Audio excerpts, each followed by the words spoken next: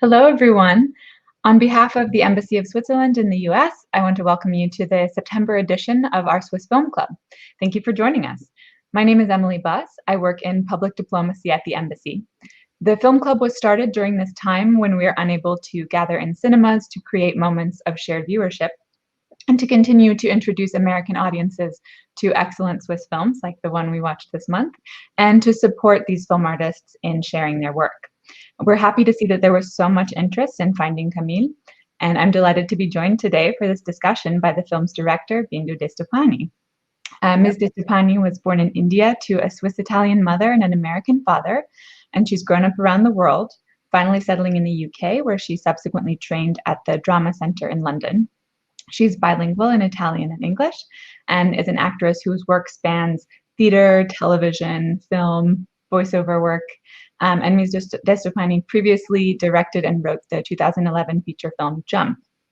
So this film, Finding Camille, has garnered much acclaim, and we're looking forward to hearing questions from viewers as well.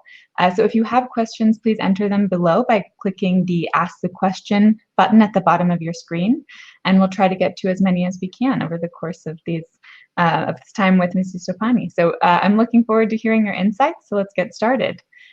You not only directed, but wrote this film as well. Yes. So I'm curious, just to start, how did the story come to you, and was there anything in particular that inspired it? So I think the seed of the story was wanting to tell a story between a father and a daughter, and I wanted to tell a story about memory, about what it means to remember things, to forget things, to how we are culturally quite quick at forgetting historical moments or experiences, or also how we perceive things in a very different way, even within a same family unit, how we remember things differently. And so then I started exploring this journey. I love the concept of a journey. I think journeys are always places to learn something about yourself and learn about life. And the process of writing is such a varied process, in the sense that you start off with a seed, and then you explore that idea, and then that idea changes and morphs. And so Alzheimer's and the fact that he was unwell came at a kind of later stage, and it felt like the right thing to talk about when looking at memory. But it was always the story, a journey between a father and a daughter getting to know each other. And the concept came around how can you get to know somebody who you maybe didn't know as you were growing up as much as you would have liked, when they are forgetting themselves. And I thought that was an interesting dynamic to play with. Well, yeah, I loved that, the theme of losing yourself either in someone else's life or in your own, or I thought that was really powerful. And so returning to the concept of Alzheimer's that you introduced, how did you balance telling a story about this disease, which, you know, has no happy endings, really devastating, with ultimately making the story feel very uplifting? Yeah, I mean, it was interesting. I did a lot of research as I was writing this story. I read lots of books, and I also met with a lot of people who are looking after either family members who've got Alzheimer's or who have direct experience. And I really wanted to tell the story from the person looking after a person who's unwell. So not from the person who has the illness, but somebody who's caring for that.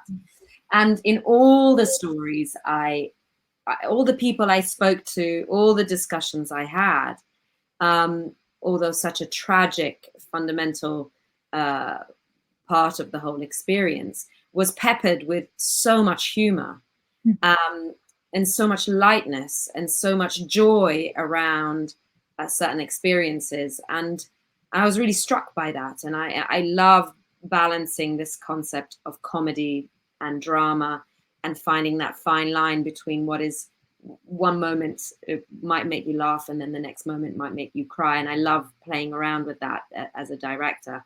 And it just felt really appropriate. Of course, it was around being sensitive to the conversation and sensitive to the illness. but because it was very much lived from the carer's point of view, it really felt like there was space to explore the humor around it as well. And it seems like one of those situations in which you'd have to find those moments for your own. Yeah, I think that was what really struck me. It's like if you can't laugh about certain experiences, and between the laughter and the tears, there's always, you know, it's a fine line. I just thought that was really interesting. That actually it's a celebration of life, more than anything. You mentioned your desire to tell a story of a father and a daughter, and I can't help but imagine this would have been a completely different film if Camille's brother Ugo had taken their father on this trip. It would completely different genre and everything. But so what about that father-daughter story spoke to you, or why did you really want to tell that part of the story? Well, it seems to be a recurring theme in my own storytelling life. The father daughter. I mean, you know, I'm a daughter. I'm a woman.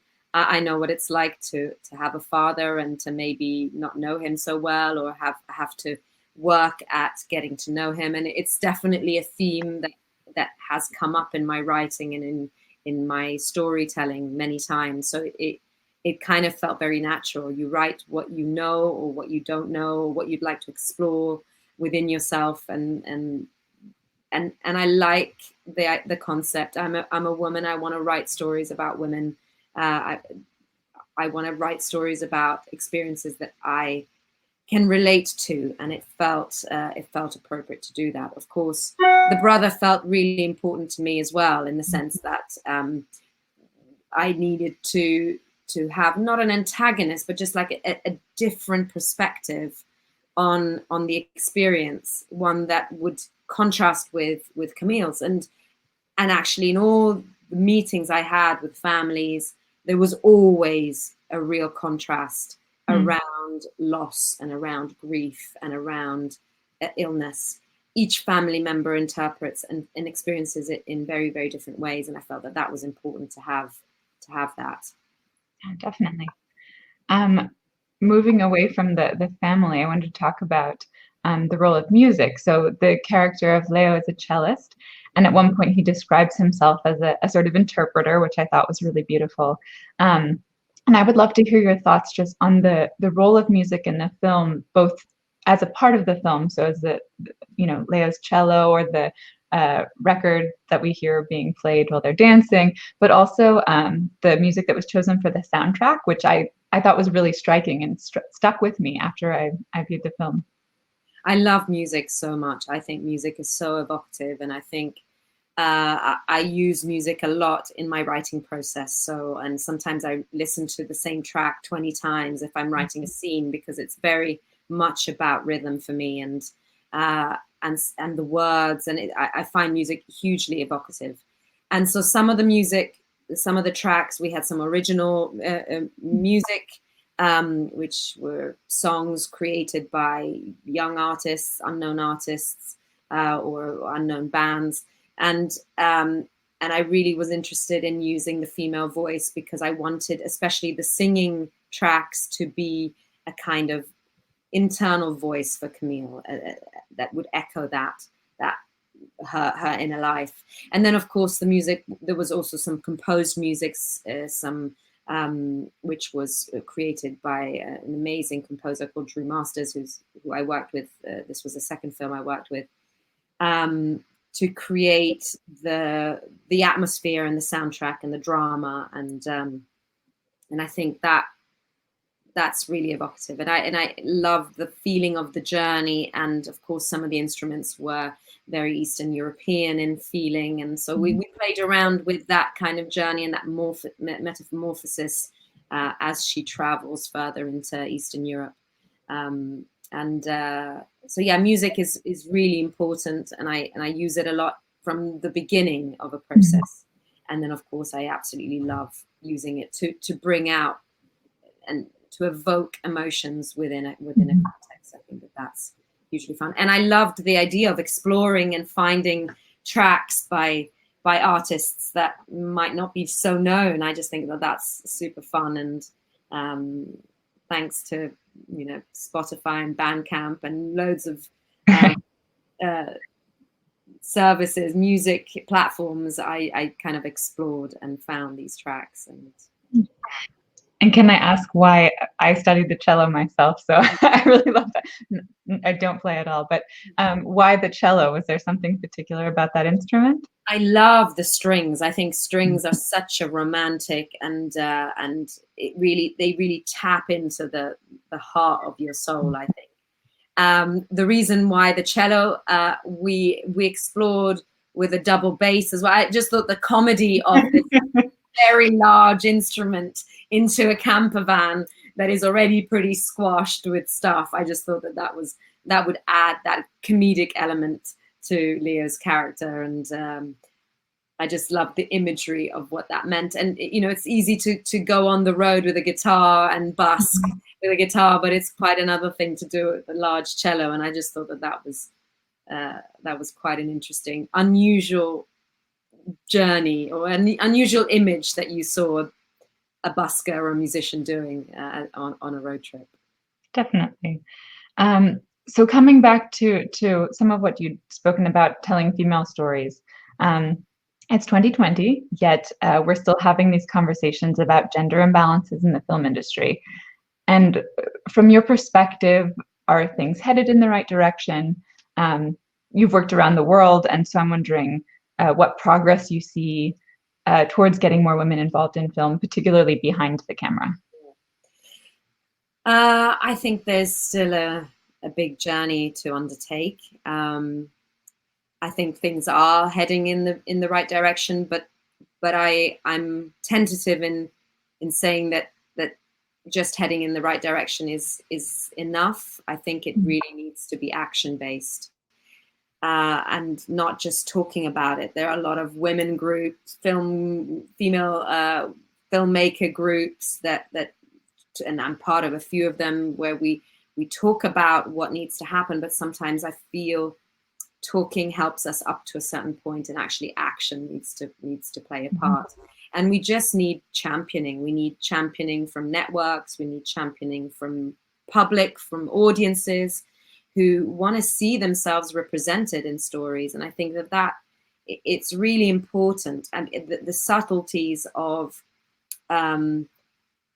stories being told only from one perspective is really dangerous. And I think it's important that we start to tell stories with a female gaze, because it means the world is just perceived in a different way. It just is. And we need to represent those stories. People want to see them. And it's quite interesting how resistant an institution or a business is to understanding that women make up 51%. In fact, women make up 80% of TV viewing audiences. So it's really, statistically, it should make sense. But we're still not there, unfortunately. It's heading in the right direction. And gosh, I feel very privileged and very blessed to have had the opportunities I've had. But we require people to believe in us and to push us and to give us opportunities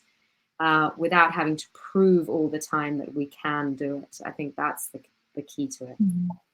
And so do you think it's a global issue, or are there some places you've worked where you feel like more progress is being made? Look, I mean, I think it's a global issue, but I have to say Switzerland is one of the countries that has a lot of female filmmakers, and I'm really proud of that. I'm really proud that stories are being told by women, both from a writing point of view and a directing point of view. Certain countries are doing better than others. I think television is really helping. The concept of television and streamers is really helping this, because they've got really clear statistics as to who's watching certain programs and why. So yeah, it's definitely a global conversation. But I'm very proud that Switzerland, at least in my generation of filmmakers, there are a lot of peers of mine who are also women, and I'm really proud of that. Yes, definitely. And speaking of Switzerland, I'm wondering if for viewers who might not be familiar with the Italian-speaking Canton of Ticino in Switzerland, can you talk about what you think makes that area so special and a bit more about the broader storytelling and filmmaking landscape there? Oh, it's such a beautiful place. And honestly, if you've not been to explore Ticino, I would advise anyone to go. I mean, I feel like I'm doing publicity, but it just is such a beautiful place, from the mountains to the lakes. It's got such a diversity of nature. And it's warm and glorious.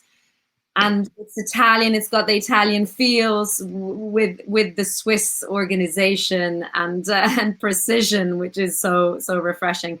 And it has a long history of cinema. The Locarno Film Festival happens every summer. This summer, unfortunately, due to our situation, it happened more remotely than live, although it still did go ahead.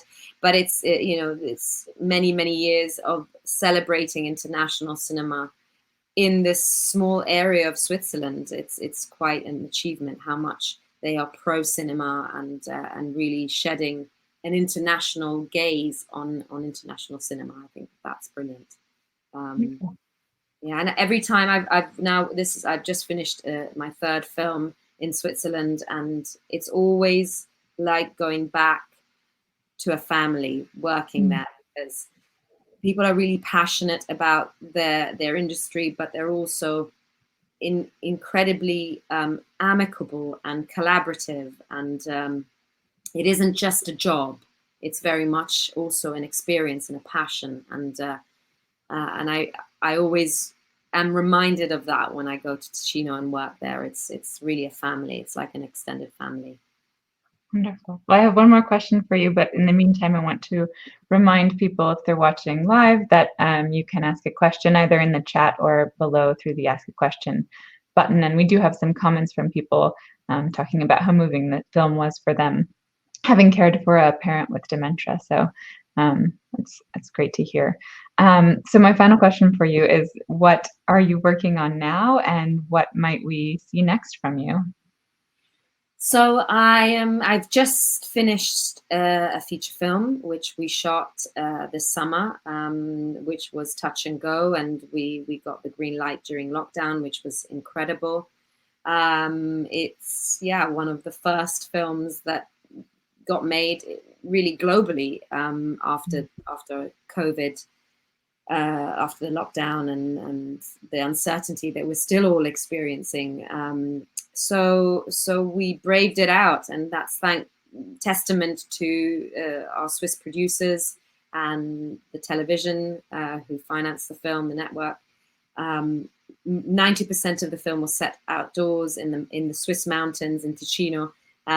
So we were quite lucky. It was almost a miracle that I had written this script that I'd been writing and working on for a couple of years, and then it just so happened that it was all outdoors. And so we followed really strict COVID protocols, which the film industry is now very much under. And but we managed to finish the film, and we shot for 5 weeks. We prepped for another 5, and we were like a bubble, a little crew and cast bubble up in the mountains, and braved it out no matter what the weather was, and whether there was sunshine or wind or rain. It was great fun. And this film is called 40 and Climbing, and I'm just about to enter the post-production process, which is the next stage of editing and so on and so forth. So we've got all the footage in the can. Now we just have to put the pieces of the puzzle together. Great. Yeah. Well, I'm glad to hear that you were able to move forward with filming, because I know for me during this time, the being able to see new films and have cultural experiences has been really important for my spirit. And so I'm glad to hear that there will still be new things coming out in the next. Yeah, I mean, we felt so blessed. It was really, all the crew and cast who were a part of this film. You just suddenly really realize, I mean, making films in general in the best of times always feels like a blessing, because you have to overcome so many obstacles and challenges and feedback and possibilities of finances or not. It's always a challenge. But during this particular period, we thought, gosh, this is going to happen, and we're so lucky for this to go ahead. And so I hope I can do a good job of putting it together, and I hope it gets viewed all around the world. It's a great comedy adventure starring 4 women. And there you go. My stamp, my USP seems to be preceding me.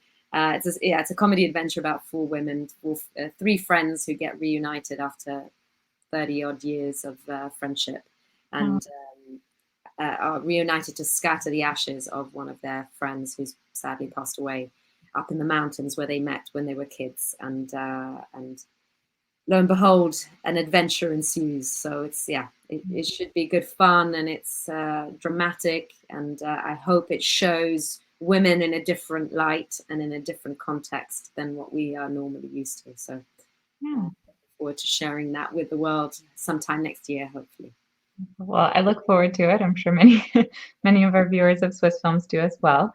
We have a question from Jules, who asks, he says the idea of blending a struggle with Alzheimer's with a romantic comedy felt unique. Why did you decide on this combination? That's interesting. Again, it goes back to that conversation around the playing with the light and the dark of every story, and I really, it felt important to me to not only tell a story of a father and a woman understanding and learning about her father, but about a woman understanding and learning about herself. And so it felt very much that part of the story needed to also represent her emotional life outside of her relationship with her father. And I love the concept that she meets somebody who also takes the father and Alzheimer's as something to be not played with in the derogatory sense, but to go along with whatever he's offering. And that really jarred with what her needs and what she thought needed to happen. That he was constantly challenging her to just go along with whatever is being offered to her. And I thought that was important to have a third character outside of this father-daughter dynamic. And he's very much the opposite of Camille. He's very straight-laced and yeah, and I enjoyed that relationship between a man who takes every day as it comes and uses humor, and I just loved. They were such a great they had such great chemistry as well. It was great fun from the moment they auditioned. First, I obviously auditioned the main actress Anna Ferzetti and the father, and then when we found Nicola Mastro Berardino, we had some chemistry auditions where it was broken down to the last few actors, and just to see how things worked. And he just has such a lightness and such a sense of humor about him that and a self-irony that I just think is incredibly funny. So, fantastic. Yeah. And actually, I have one more question for you. In terms of filming locations, did you actually go to Bosnia to film there, or where was the majority of the? So we took a road trip. So basically, we shot most of the film in Ticino, and then a lot of the film in Alto Adige in the north of Italy. And then we had 3 days in Bosnia. So we kind of, the camper van drove to Bosnia, we flew to Bosnia, then we shot some of the scenes, especially the outside scenes where we really see Mostar and see Bosnia. And that was, I'd never been to Bosnia before this project. And it moved me a lot. You know, I remember being a child, I remember reading and hearing stories about the conflict there, and it's still very raw, it's still very visible and very apparent, and that's what kind of interests me about memory in general, how easily we can push aside certain things. You know, this is it's a conflict that happened relatively short time ago, and yet we've kind of forgotten, or we think we've forgotten, or we like to forget. And I think that's interesting about human nature, how we can pick and choose what we want to remember. And I think it's important that we remember, that we really remember history, or it repeats itself as we find ourselves experiencing in a repetitive way. Yeah. Wonderful. Well, thank you so much, Bindu, for taking the time to answer our questions, and also for sharing your beautiful film with us. And like I said, I'm very excited to see what's next coming from you. And as well, on behalf of the Embassy of Switzerland in the US, I want to thank all of you for participating in the film club this month and participating in the discussion. We're already planning the next month's installment, so please stay tuned to the Embassy's social media channels at Swiss Embassy USA and our newsletter for more information. In the meantime, I wish you a great rest of your day and rest of your weekend as well. Thank you so much, Bindu. It was lovely to talk to you. Thank you. Thank you very much. And thank you all for tuning in and for asking your questions. And I can see the comments on the side, which is really lovely to hear. So it's really important as a filmmaker to be able to share one's movie. And it's great that we can, even in times of COVID, can do this remotely all over the world. I think that's so special and so precious. So thank you. Thank you very much for watching it and enjoying it. Thank you. Goodbye, everyone. Thank you.